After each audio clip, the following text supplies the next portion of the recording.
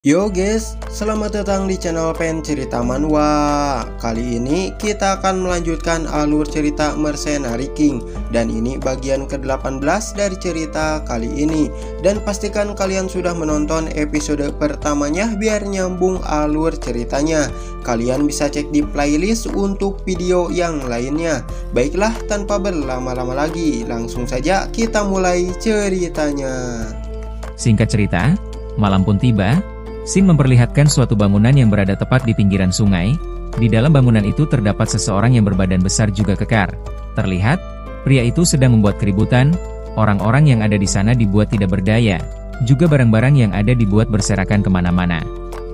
Dengan penuh percaya diri, pria itu menantang mereka semua. Majulah kalau berani.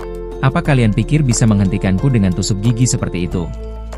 Mendengar provokasi yang dilontarkan pria itu, salah satu prajurit menerjang ke arahnya sembari menusukkan pedangnya. Apa kamu pikir ini lucu? Namun, serangan yang prajurit itu lancarkan dengan mudah pria itu hindari. Bersamaan dengan itu, pria itu memegang tangan si prajurit, lalu membantingkannya dengan sangat keras sampai suara buk bergema di sana. Merasa jika pria itu lengah karena sedang fokus pada prajurit yang dibantingnya, prajurit lainnya mencoba memberikan serangan dari belakangnya. Namun, sayangnya pria itu menyadari serangannya. Sehingga pria itu mengayunkan prajurit yang dibanting sebelumnya ke arah prajurit yang menyerang dari belakangnya. Sehingga membuat prajurit itu terpental membentur dinding bangunan itu sampai menembusnya. Setelahnya, pria itu menepuk-nepuk tangannya seraya membersihkan debu yang menempel di pori-porinya. Apa ini? Aku bahkan belum selesai pemanasan tapi kalian sudah tertidur seperti itu. Ujar pria itu dengan sombongnya sembari memperhatikan kedua prajurit yang tidak berdaya di depannya. Kemudian Sin berpindah keluar bangunan itu. Terlihat, di tepi sungai terdapat seorang pria yang sedang berbaring santai dengan pancingan yang menancap di bebatuan. Tidak lama dari itu, seseorang datang menghampirinya sembari menanyakan apakah latihannya sudah selesai. Ia juga menyampaikan, jika ada perintah dari Konde Desmond.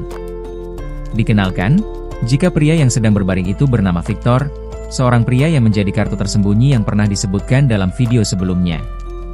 Mendengar itu, Victor langsung menggunakan pelindung kepalanya dan bergegas kembali ke dalam bangunan itu. Baiklah, lagian aku juga sedang bosan. Kemudian Sin memperlihatkan Konperdium yang sedang membaca surat dari Kondigald. Dalam surat itu mengatakan, jika Kondigald akan balas dendam atas kematian putranya, dan menyatakan perang pada Perdium. Mendengar setiap kata yang dibacakan Konperdium dari surat itu, Randolph dibuat sangat kesal.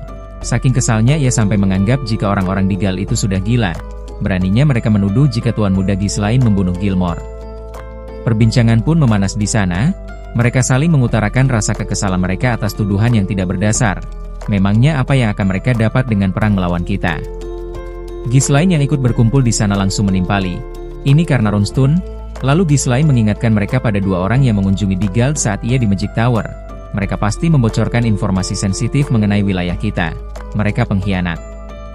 Para tetua yang ada di sana pun dibuat terkejut mendengarnya. Mereka tidak percaya jika orang-orang itu akan berkhianat. Apa yang membuatmu berani mengatakan itu? Sedangkan di sisi Konperdium, ia hanya terdiam sembari memperhatikan Ghislaine. Ia tidak menyangka jika Ghislaine sudah memikirkan hal itu. Memang ada masanya ketika tindakan yang diambil malah berbalik menjadi bencana. Tapi kamu sudah berpikir akan berubah menjadi seperti ini. Kita tidak perlu memusingkan ini.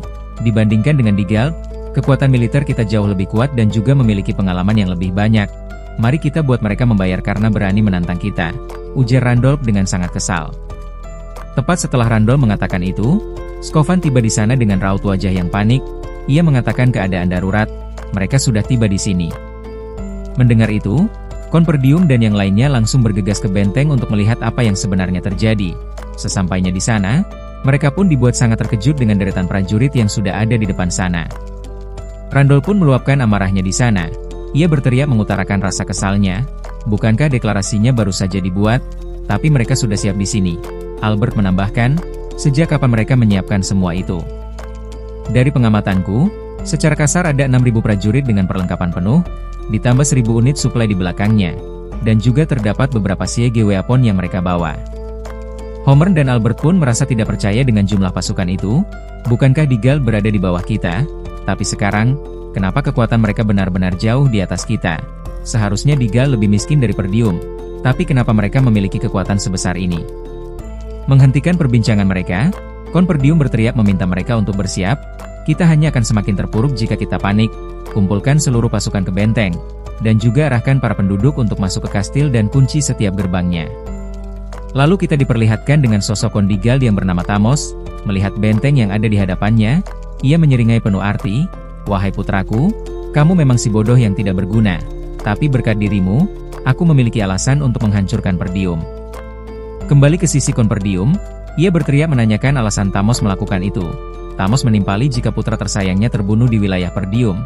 Ia juga mengutarakan jika pembunuh anaknya itu Ghislaine Perdium. Orang tua mana yang tidak akan marah ketika putranya dibunuh? Lalu Tamos meminta Konperdium untuk menyerah agar tidak ada pertumpahan darah. Mendengarnya, Randolph dan Albert menggerutu kesal. Ia merasa jika Tamos tidak punya malu. Dasar sialan, masih berani mengatakan kebohongan tanpa rasa malu. Lalu Albert meminta Konperdium untuk menyudahi pembicaraan yang tidak berarti. Sedangkan di sisi Ghislaine, ia terhanyut dalam pikirannya. Ia sudah menduganya jika hal itu akan terjadi.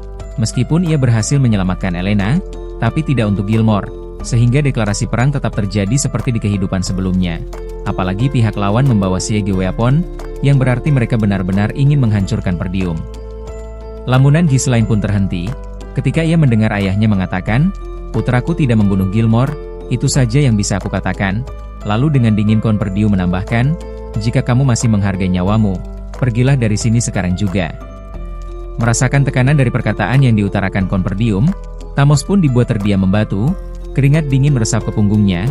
Dia memang pantas menyandang gelar jenderal tangguh yang telah memegang utara selama puluhan tahun, gumamnya. Dengan wajah yang dipenuhi keringat, ia berusaha menahan rasa paniknya. Dengan sedikit menghela napas ia mengatakan, "Kamu memang benar-benar Norton Wolf, kira-kira akan ada berapa banyak korban karena pilihan bodohmu?" Merasa diremehkan dengan perkataan Tamos, Randolph meminta Konperdium menyerahkan komando seluruh pasukan padanya. Mereka itu hanya sekelompok orang yang tidak terorganisir, kita bisa menyingkirkan mereka dengan sekali jalan. Mendengar itu, Homer menyangkal permintaannya, "Apa kamu gila? Tidak peduli seberapa kuat dirimu, jumlah mereka itu tetap lebih banyak." Albert menambahkan, "Jika kita kalah, Perdium akan berakhir." Pada akhirnya perdebatan pun tidak terhindarkan di antara mereka. Sedangkan di sisi Konperdium, ia merasa bingung dengan apa yang harus ia lakukan. Deklarasi perang yang secara tiba-tiba, dan juga mereka sudah bersiap secara penuh. Dilihat dari jumlah musuhnya yang sangat banyak, Konperdium menduga jika ada pihak lain yang membantu Tamos. Menyadari ayahnya sedang diselimuti kebingungan, Ghislaine mengatakan, "Bersiap untuk bertahan, pasukan Perdium mungkin hanya ada 2.000 saja bahkan setelah mengumpulkan semuanya. Dan dibandingkan dengan mereka yang membawa 7.000 prajurit, kekuatan kita bahkan kurang dari sepertiganya. Mereka juga sudah penuh persiapan. Moral dan semangat mereka pasti sedang tinggi-tingginya." Ghislaine menduga jika mereka akan langsung melancarkan serangan setelah siege weaponnya selesai dibangun. Karena itu, meminta bala bantuan dan bertahan di dalam kastil adalah pilihan yang terbaik. Konperdium menanggapi perkataan itu dengan mengatakan, "Jika itulah yang akan dipikirkan seorang lord, tapi aku tidak bisa melihat apa yang akan terjadi ke depannya." Mendengar itu, Ghislaine sedikit tersenyum, lalu ia membisikkan sesuatu ke telinga Konperdium. "Di sini kita tidak diberitahu apa yang dibisikkan itu. Entah itu strategi ataupun rencana yang mungkin memiliki peluang untuk memenangkan pertempuran." Singkat kata, waktu berlalu begitu saja. Dikatakan, jika pertempuran diundur ke beberapa hari, tepat setelah malam bulan purnama. Kemudian Sin memperlihatkan Ghislaine dengan 3 orang kepercayaannya. Ghislaine mengutarakan semua rencananya di sana. Ia bertekad akan mengerahkan seluruh kekuatannya untuk membalikan keadaan. Ia juga membagi mereka menjadi beberapa kelompok untuk mengisi setiap peran yang ia tugaskan. Sebelum mereka memulai serangan, kita akan menyerang unit suplai mereka terlebih dulu. Jika kita bisa memutus pasokan mereka, melanjutkan perang pasti akan menjadi sulit bagi mereka.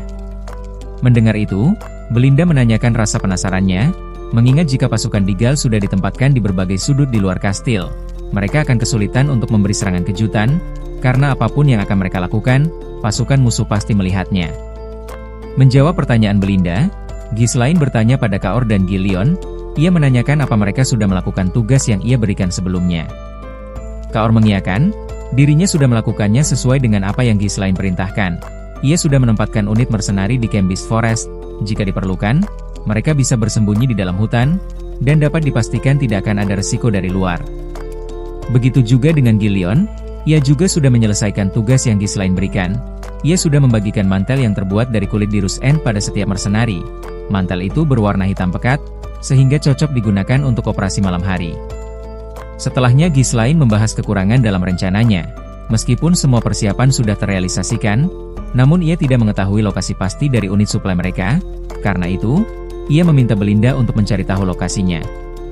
Alasan Ghislaine menugaskan Belinda untuk mencari lokasi suplai musuh, karena menyelinap ke wilayah musuh untuk mengumpulkan informasi. Itu adalah misi yang sangat berbahaya. Tapi jika itu Belinda, Ghislaine sangat yakin jika Belinda dapat melakukannya dengan mudah. Singkat cerita, beberapa hari kemudian, kini kita diperlihatkan camp suplai pasukan di Galk, 1 hari sebelum peperangan terjadi. Di dalam camp itu terdapat seorang pak tua, dikenalkan jika dia adalah mantan pengikut Perdium yang menjadi komandan unit suplai di Galk. Dia bernama Pabro. Ia sedang merasa gembira, karena peperangan akan segera dimulai, hanya tinggal sebentar lagi. Aku yang sebelumnya hanya sekedar pengikut, akan dapat wilayah kekuasaanku sendiri. Memihak Desmond adalah keputusan terbaik yang pernah aku buat, berkat bantuan yang dia kirimkan. Sekarang aku hanya tinggal duduk manis dan menikmati dari belakang. Selama tinggal Perdium, sebagian dari wilayah ini akan menjadi milikku. Di balik kesenangannya, tanpa ia sadari jika Ghislaine dengan pasukannya sudah mengintai camp suplai mereka dari kegelapan. Tidak lama setelah malam semakin pekat, mereka pun mulai bergerak memberikan serangan. Kedua penjaga yang berada di garisan depan sangat terkejut mendapati musuh yang datang ke arahnya. Mendengar keributan dan suara jeritan, tentara yang lain pun menuju ke lokasi. Akan tetapi, Ghislaine dan Gillion segera menebasnya. Bukan hanya mereka saja, para tentara yang dilaluinya dibabat habis tak tersisa. Sembari mengacungkan senjatanya, Ghislaine meminta untuk menghabisi mereka semua, jangan biarkan satu pun tersisa. Tidak lama salah satu prajurit berlari menghampiri Pabro dan memberitahukan jika ada musuh yang melancarkan serangan malam. Pabro pun cukup panik mendengarnya. Dengan wajah yang dipenuhi keringat, ia meminta prajurit itu untuk tidak khawatir. Karena mereka memiliki pasukan yang lebih banyak, kita bisa mendorong mundur mereka.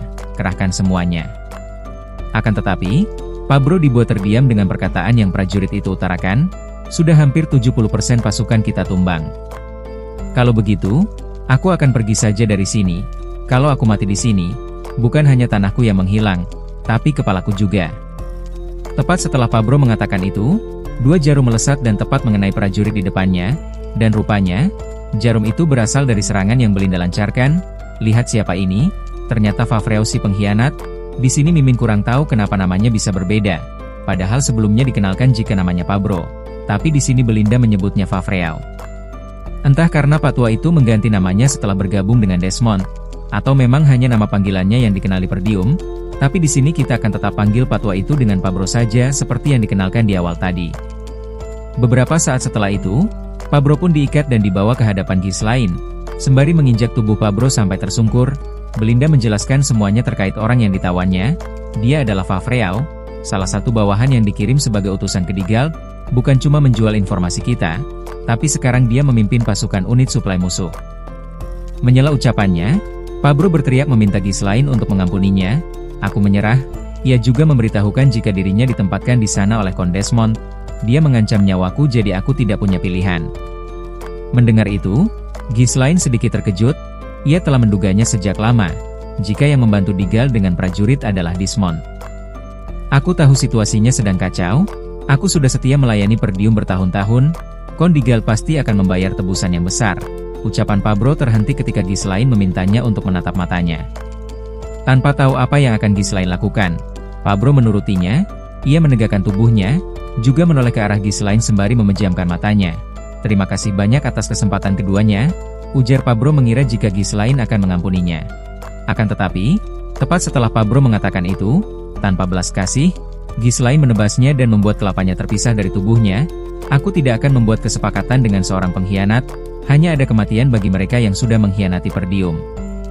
Beberapa saat setelahnya, setelah Ghislaine selesai dengan urusannya, mereka pun pergi meninggalkan camp itu dengan api yang menyelimuti seluruh tempat itu. Di perjalanan, Kaur menanyakan rencana apa yang akan dilakukan selanjutnya. Ghislaine menimpali, jika mereka akan langsung pergi ke kastil. Ia menduga jika pihak lawan telah memulai penyerangannya. Semua mata pasti tertuju pada kastil. Di saat itu, kita serang mereka dari belakang, dan membuat formasi mereka kacau. Lalu Ghislaine meminta Kaur dan Belinda untuk langsung membantu dinding kiri setibanya mereka di sana. Sedangkan dirinya akan pergi ke dinding kanan. Sedangkan untuk Gillion, Ghislaine memintanya untuk menyerang camp utama. Ia juga mengingatkan untuk tidak lengah. Walaupun itu adalah serangan diam-diam, tapi kamu tetap akan melawan pasukan yang lebih banyak. Mendengar setiap perintah itu, Belinda dibuat keheranan. Ia penasaran alasan Ghislaine tidak menempatkan siapapun dari mereka di gerbang depan.